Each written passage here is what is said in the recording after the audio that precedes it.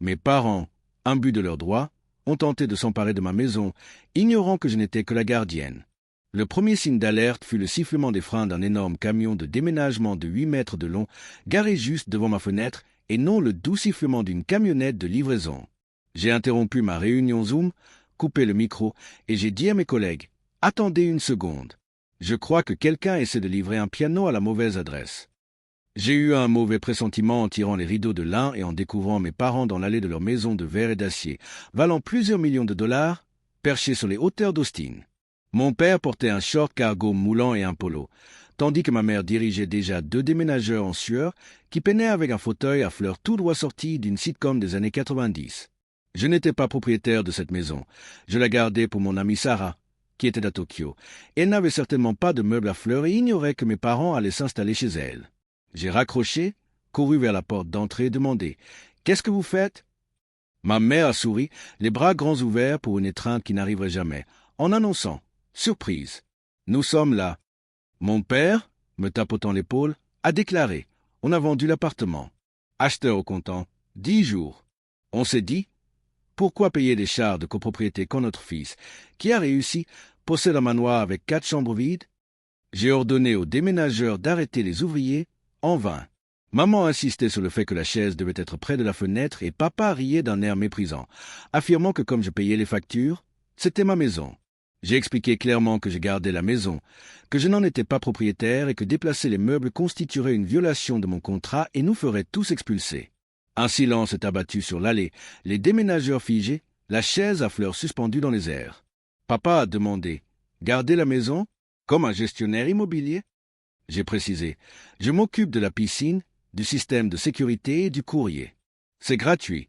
Pas de visiteurs de longue durée, pas de déménageurs non autorisés. » Ils échangeaient un regard complice, l'incrédulité se muant en accusation. Maman siffla que je mentais, que j'essayais de garder ma réussite pour moi, froide et égoïste depuis notre départ. Je sortis le bail sur mon téléphone, montrant les clauses interdisant les invités pendant plus de 72 heures et le déplacement des meubles, mais papa le repoussa d'un revers de main, affirmant « Nous sommes tes parents. Si Sarah est une amie, ça ne la dérangera pas. » Je refusai d'appeler Sarah à Tokyo. Elle n'accepterait jamais que des inconnus en ménage. Maman hurla que j'étais en train de pénétrer sans autorisation, et j'ordonnai aux déménageurs de remettre la chaise dans le camion. Papa cria qu'ils avaient vendu la maison et n'avaient nulle part où aller, mais je réalisais la gravité de leurs suppositions irréfléchies. Ils avaient liquidé leur seul bien, pariant sur le fait que je me sentirais trop coupable pour dire non. Ils voulaient la chambre parentale dans une maison qui n'était pas la mienne. Je refusai, ils devaient partir. Le masque amical de papa se fissura, révélant le tyran qui se cachait derrière, exigeant que nous emménagions et faisant signe aux déménageurs d'avancer. J'ai composé le 911, les avertissant qu'ils seraient arrêtés pour intrusion. Le déménageur le plus proche est arrêté, jetant un coup d'œil au sol en marbre, puis à mon père, refusant de risquer l'arrestation. Il a posé la chaise avec un bruit sourd. Ma mère a poussé un cri d'effroi, mais je suis resté ferme, insistant pour qu'ils aillent à l'hôtel. Mon père a rugi. « On habite ici maintenant. » J'ai collé le téléphone à mon oreille, signalant l'intrusion. Mon père était consterné, mais il a compris que me crier dessus au téléphone ne servirait à rien. Les déménageurs ont obéi, rechargeant les meubles pendant que je restais en ligne jusqu'à ce que le camion s'éloigne. Ma mère sanglotait dans le buis conclave, mon père refusait de regarder, frottant la rampe contre les pavés, et je me suis assise à l'intérieur, j'ai verrouillé les portes, activé l'alarme et versé un verre sur le canapé de Sarah, les mains tremblantes. Dans les semaines qui ont suivi, j'ai reçu des messages de proches horrifiés ou incrédules. La réalité financière était dure. Mon père, 68 ans, refusait de travailler. Ma mère, 65 ans, sans qualification. Un crédit médiocre, des économies qui s'amenuisaient dans des motels à 4 000 $ par mois, jusqu'à ce que je finisse par déménager dans un camping à 3 heures de route. Je suis resté chez Sarah à entretenir sa maison pendant encore 1 an. Hier, en regardant le coucher du soleil sur les collines, j'ai vu maman arriver dans l'allée au volant d'une vieille berline.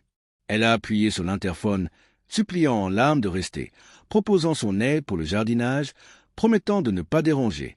J'ai contemplé la pelouse impeccablement entretenue, le calme, la paix que j'avais tant lutté pour préserver, et je me suis souvenu du fauteuil à fleurs, de la remarque sur la chambre parentale, des années de sentiments d'inadéquation et de ce sentiment de droit acquis qui avait failli envahir ma vie.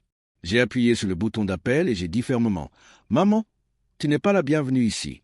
Pars dans 5 minutes, sinon j'appelle la police. » ne revient pas. Elle s'est affaissée, a jeté un dernier regard à ce paradis auquel elle s'estimait avoir droit, et est partie. Je ne ressentais ni triomphe ni joie, seulement un sentiment de sécurité, réalisant que si l'on ne choisit pas sa famille, on peut choisir les serrures de ses portes, et que parfois, la chose la plus bienveillante que l'on puisse faire pour soi-même est de les verrouiller.